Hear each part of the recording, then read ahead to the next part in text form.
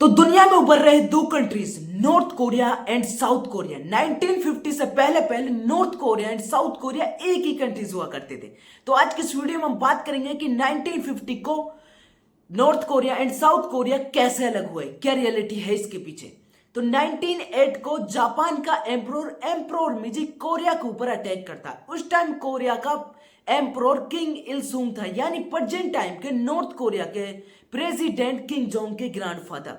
King इल सुंग और Japan के एम्प्रोर मिजी के बीच में लगातार 2 साल तक फाइट चलती है और आखिरकार 1910 को किंग इल सुंग वॉर को हार जाता है और जापान का एम्प्रोर मिजी वॉर को जीत जाता है, जिसके कारण जापान का कोरिया के ऊपर 35 साल तक शासन हो जाता है। वैसे तो बेसिकली कोरिया के ऊपर जापान ने 35 साल तक शासन किया था, लेकिन जो एम्प्रोर मिजी था वो जापान का केवल 4 साल तक ही एम्प्रोर रहा था, बिकॉज 1912 को एम्प्रोर मिजी बीमारी की वजह से मारे गए थे। फिर जापान का न्यू एम्प्रोर बनता है एम्प्रोर ताइसो। एम्प्रोर ताइसो एक डिक्टेटर टाइप का किंग था जो कोरियन लोगों के ऊपर बहुत ज्यादा बैड बिहेव करता था।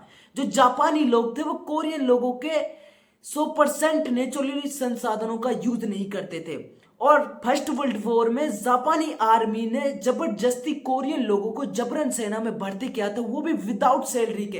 अब आप सोचे कि आपको कोई जबरदस्ती उठाकर ले जाए, वो भी आर्मी में और वो भी बगैर सैलरी के, तो आपको कैसा लगेगा। यानी जो जापानी आर्मी थी उन्होंने कोरियन लोगों को जबरदस्ती जबरन सेना में भर्ती किया। तो जो कोरियन यानी जो जापानी आर्मी थी उन्होंने जबरदस्ती कोरियन लोगों को जबरन सेना में भर्ती किया और फिर धरती पर शुरुआत हो गई सेकेंड वर्ल्ड वॉर की। सेकेंड वर्ल्ड वॉर जापान ने दूसरी राष्ट्रों की तरफ से लड़ा था।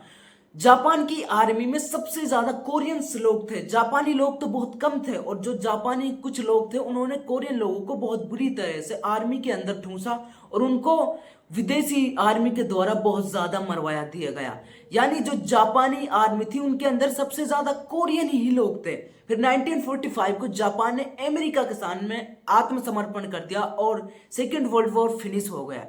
जैसे ही सेकेंड वर्ल्ड वॉर फिनिश हुआ वैसे ही 1945 को जापान ने कोरिया को भी इंडिपेंडेंस कर दिया। कोरिया 15 अगस्त 1945 को इंडिपेंडेंस हुआ था। वैसे तो धरती पर 2 ही ऐसे कंट्रीज है जो अपना इंडिपेंडेंस डे 15 अगस्त को मनाते हैं, एक तो इंडिया है और एक कोरिया है।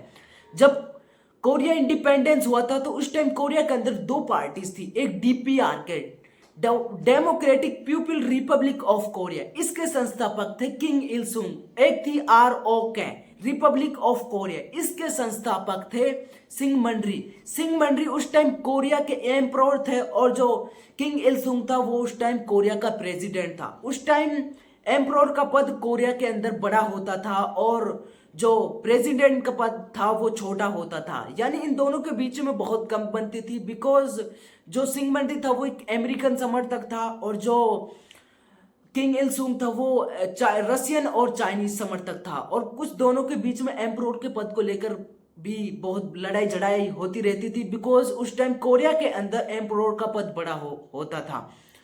और फिर धरती पर 1945 को सेकेंड वर्ल्ड वॉर तो समाप्त हो गया, लेकिन धरती के अंदर प्रॉक्सी वॉर्स की शुरुआत हो गई। सबसे पहले प्रॉक्सी वॉर्स रशिया और अमेरिका के अंदर हुए थे।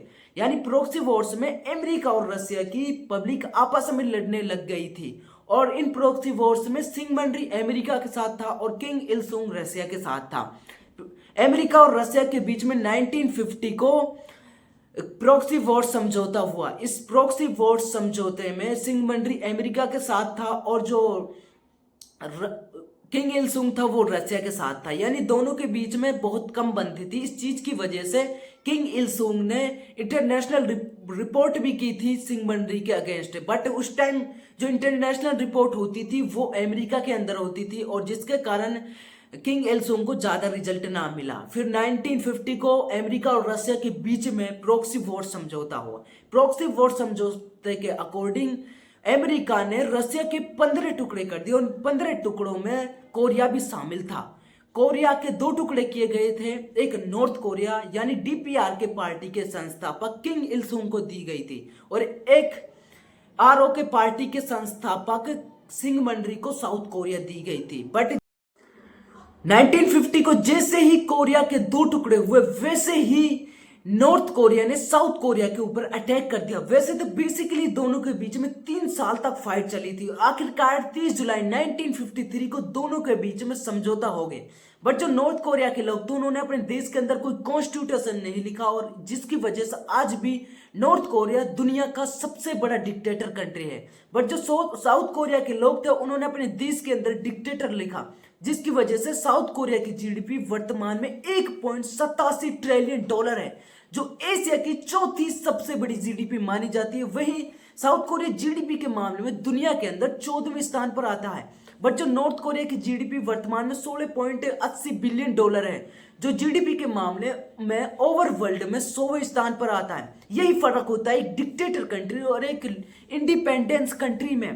प्रेजेंट टाइम का नॉर्थ कोरिया के प्रेसिडेंट किंग जोंग है, जो दुनिया के सबसे बड़े डिक्टेटर प्रेसिडेंट है। वही साउथ कोरिया के प्रेजेंट टाइम के प्रेसिडेंट जय मयूंग है। बट जो नॉर्थ कोरिया की सेना है वो दुनिया की चौथी सबसे बड़ी सेना है।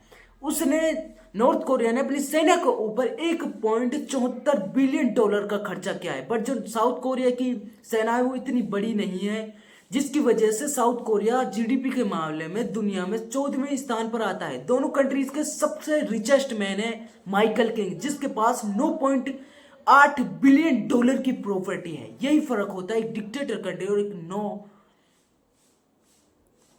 फर्क होता है एक इंडिपेंडेंस कंट्री और एक डिक्टेटर कंट्री में। साउथ कोरिया के लोगों ने अपने देश के अंदर कॉन्स्टिट्यूशन लिखा, बट जो नॉर्थ कोरिया के लोग थे उन्होंने अपने देश के अंदर कोई कॉन्स्टिट्यूशन नहीं लिखा। और आज भी नॉर्थ कोरिया दुनिया का सबसे बड़ा डिक्टेटर कंट्री है। उसकी डेली लाइफ इतनी खतरनाक है कि आप सोच भी नहीं सकते। अगर आप कभी भी नॉर्थ कोरिया के अंदर जाओ तो पूरे रूल्सों को फॉलो करना। अगर आपने पूरे रूल्स फॉलो नहीं किए तो शायद आप बहुत बुरी तरह से फंसोगे। बट जो नॉर्थ कोरियन सिटीजन है वो बहुत ज्यादा साउथ कोरिया के अंदर घुस रहे हैं और वहां की सिटीजनता ले रहे हैं। तो यही थी reality of north Korea and south Korea. Thanks.